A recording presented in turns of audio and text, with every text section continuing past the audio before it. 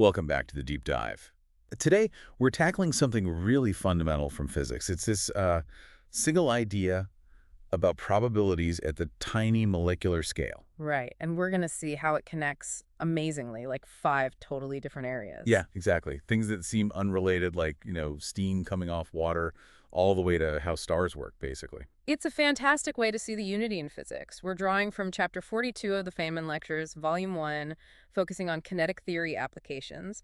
And it all really hangs on one key piece of math. Ah, the famous exponential factor. That's the one, e to the power of $- over collider, or e5 way iwado. And that little factor, it sort of acts like the universe's probability engine, doesn't it? Hmm. It's telling us the chance a particle has enough energy, that specific energy dollars, to do something important. Exactly. To get over some kind of hurdle, could be breaking a bond, escaping an electric field, starting a chemical reaction. And the dollars is Boltzmann's constant, the dollars is the temperature, and that ratio, WGD2, that's the core thing that scales everything. Precisely. Yeah. And that's our mission for this deep dive. Show how this single scaling law works, whether we're talking about water turning to steam, or electrons boiling off metal, or even quantum stuff involving light. It shows thermal physics is really about comparing that barrier energy, to the typical thermal energy kicking around KE dollars. Okay, let's unpack this then. Maybe start with something, well, seemingly simple. Evaporation. We see it all the time. Evaporation is a perfect starting point. It's all about overcoming a barrier. So imagine you've got water in a sealed box, right? Liquid below, vapor above, all at the same temperature. Okay. For a water molecule down in the liquid to actually jump up into the vapor phase, it has to, well, break free. It's being held back by attractive forces from all the other water molecules around it. And the energy needed to break those bonds to escape. That's our dollar here, isn't it? The escape energy. That's it, exactly. Now, if you look at how many molecules are in the vapor phase compared to the liquid phase, their densities, lung dollar versus non-dollars, that ratio turns out to be directly linked to that exponential factor, E WEC ATT. Ah, so the exponential is kind of setting the odds. It's scaling the probability, yeah. So does that explain why, on a humid day, if the temperature goes up just a tiny bit, it suddenly feels way more muggy? It's not just a small increase. Absolutely. That's the power of the exponential. Usually, the escape energy dollars is quite a bit bigger than the average thermal energy kilodollars. So that exponential term, EKE, is a small number. Right. But because $2 is in the denominator inside the exponent, even a small increase in $2 makes that negative exponent less negative, meaning the whole value shoots up dramatically. It's like a super sensitive temperature control. A thermal throttle, you could say, yeah, for phase changes. Okay, so things reach a balance, an equilibrium, when the number of molecules escaping the liquid equals the number coming back from the vapor, right? Yeah. Evaporation rate equals condensation rate. Correct. And the chapter points out that the actual rate of evaporation, how many atoms pop out per second, depends on things like the surface area, how fast atoms are moving on average, but crucially, it depends on the number of molecules that actually have that escape energy. Gobs, which again is governed by that probability factor, EAK2. It's only the really energetic ones near the surface, the outliers on the energy curve, that have enough oomph to actually leave. It's pretty neat to see statistics rule something as basic as boiling water. It is. Now, let's keep that basic idea needing energy to overcome an attraction and escape but swap particles. Instead of water molecules, think about electrons inside a metal. Okay, so like in an old vacuum tube filament. Exactly. That takes us straight to thermionic emission. It's like evaporation, but for the electron gas within the metal. Heat up the metal filament. And the electrons get more thermal energy, some might get enough to actually jump out of the metal surface. Right, and the barrier energy here, the dollar, it gets a specific name. What? The work function. It's the energy you need to literally pull an electron out against the electrical forces holding it in the metal. So same principle, different context. Yes. And the number of electrons escaping per second, that's the electric current, right? That's the current. And guess what? It's proportional to E WEC. Same exponential dependence. Which means, just like with the water, heating the filament just a little bit more. Doesn't just increase the current a bit, it makes it jump exponentially, hugely sensitive to temperature. Now, Feynman throws in a really interesting point here. He says, okay, this classical kinetic theory thinking gets the exponential part right, Yeah. but the full formula for the current. Yeah, the constants out front, the exact prefactor. Classical physics only gives an approximation. Why is that? Well, because electrons are fundamentally quantum mechanical things. Classical physics works pretty well for big stuff like water molecules jostling around, but for electrons, you really need quantum mechanics to get the details spot on, like the exact rate of emission. So kinetic theory gives the big picture, the core dependence, but quantum mechanics handles the fine print for electrons. Beautifully put. It shows where classical ideas are powerful, but also where they reach their limits. Okay, so we've gone from water to electrons. Let's turn up the heat even more. What happens next? Application 3, thermal ionization. Now we're moving away from liquids and solids entirely. Think about a gas, but really, really hot. So hot that the atoms themselves start breaking apart. Like in a star or a plasma. Exactly. Plasma, the fourth state of matter. At these high temperatures, collisions between atoms can be energetic enough to actually knock an electron completely off a neutral atom. Leaving behind a positively charged ion and a free electron. Right. And the energy needed to do that, to rip that electron off, that's $R in this situation. It's the ionization energy for that particular atom. Okay. And for equilibrium here, what needs to balance? Well, two main things need to hold true. First, charge has to be conserved. So the number of positive ions created must equal the number of free electrons knocked loose. $1 exceeds not. Makes sense. And second, the total number of atomic nuclei has to stay the same. So the number of neutral atoms plus the number of ions has to equal the original total number of atoms you started with. Got it. Conservation rules. And based on this, we get the Saha ionization equation, which at its heart tells us that the ratio how many ionized particles, ions and electrons, you have compared to neutral atoms is, once again, governed by that fundamental probability factor, E=T. It just keeps showing up. It really does. And this is super important for astrophysics, for understanding stars. High temperature obviously favors ionization. More energy means more electrons get knocked off. But there's another factor too, right? Density.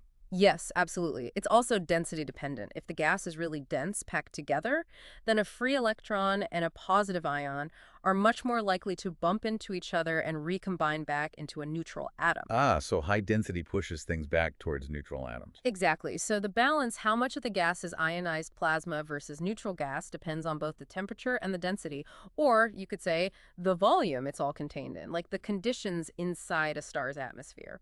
Okay, we've overcome barriers for molecules leaving liquids, electrons leaving metals, electrons leaving atoms.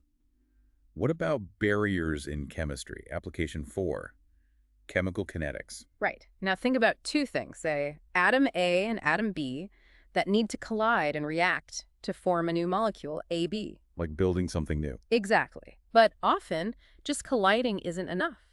Even if forming AB releases energy overall, the atoms might need an extra push, a little burst of energy at the moment of collision, to kind of rearrange themselves and stick together. Feynman uses the analogy of climbing a hill, right?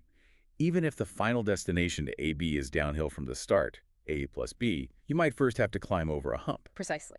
And the energy needed just to get to the top of that hump, that initial barrier, that's called the activation energy. So that's the dollars for this process. For the rate of the reaction, yes. How fast A and B turn into AB depends on how often they collide, sure. But mostly it depends on the probability that when they do collide, they have enough combined energy to get over that activation hill. And that probability. Let me guess. You got it. $d to the minus activation energy over kilodollars. So same exponential leverage again.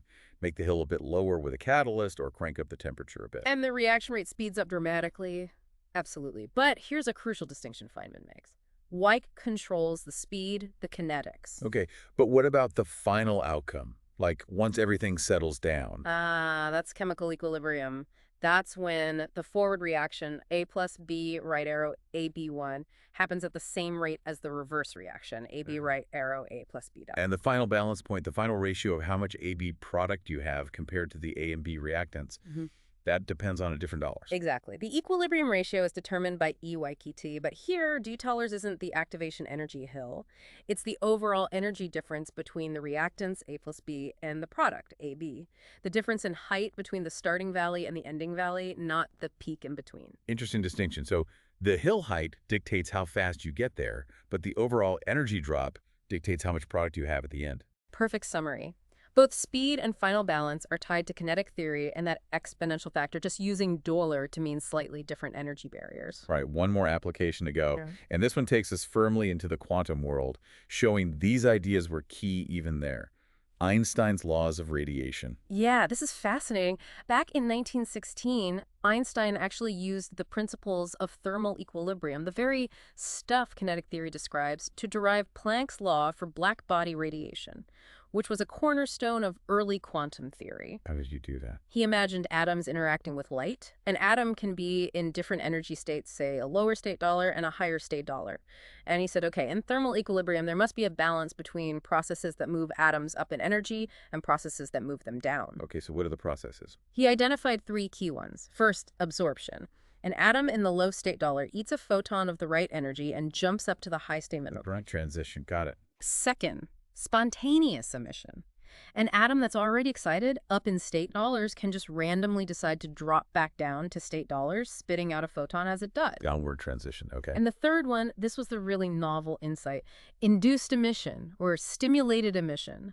If an atom is already excited in state dollars and another photon of just the right energy comes along and hits it, it can trigger the atom to drop down to state dollars and emit a second photon. And crucially, this second photon is identical to the first one, same energy, same direction, same phase. Wow, like a little photon amplifier. Exactly. That's the physical basis for lasers. Now, Einstein's genius move was to say, in thermal equilibrium, the rate of atoms going up, absorption, must exactly equal the total rate of atoms coming down. Spontaneous emission plus induced emission. Forcing a balance. Yes. And when you work through the math of balancing those rates, using the fact that the population of states, dollar and dollars, is governed by his now same exponential factor again, what you discover something amazing about the probabilities.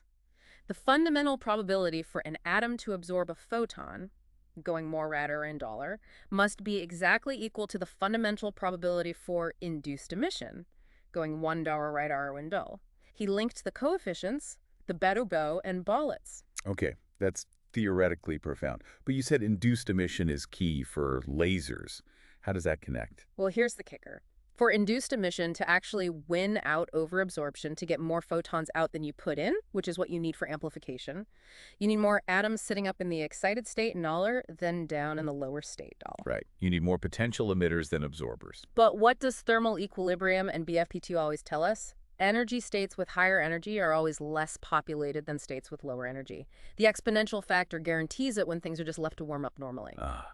So in normal thermal equilibrium, absorption always wins, or at best balances. Induced emission can't dominate naturally. Precisely. Which means to build a laser, you have to cheat thermal equilibrium. You have to actively pump energy into the system to force way more atoms into the upper state dollar than would normally be there. Create what's called a population inversion, a non-equilibrium, metastable state. So you use the laws derived from equilibrium to understand the process, but then you have to deliberately break equilibrium to make the technology work. Exactly. It's a fantastic example. The theory derived from equilibrium tells you why you need non-equilibrium for a laser. It all ties together. Amazing. From boiling water to lasers, governed by the same underlying principles. From steam to starlight, indeed. So let's just quickly recap those 5 areas we touched on. We had evaporation, Thermionic emission, thermal ionization, chemical kinetics, and finally Einstein's radiation laws.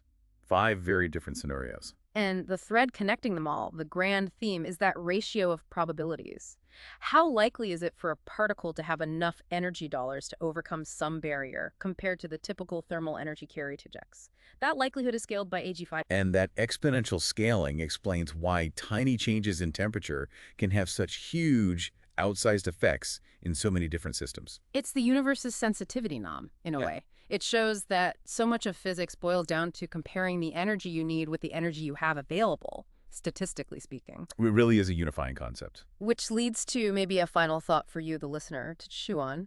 If all these fundamental relationships, density of vapor, flow of current, chemical balance, even the rules of light emission are derived by considering systems at thermal equilibrium, how much of our really advanced technology, like lasers being the prime example, fundamentally depends on physicists first mastering those equilibrium rules, only so they can figure out precisely how to break that equilibrium in a controlled way to create totally new conditions and effects. That's a great point. Using the rules to know how to bend the rules effectively.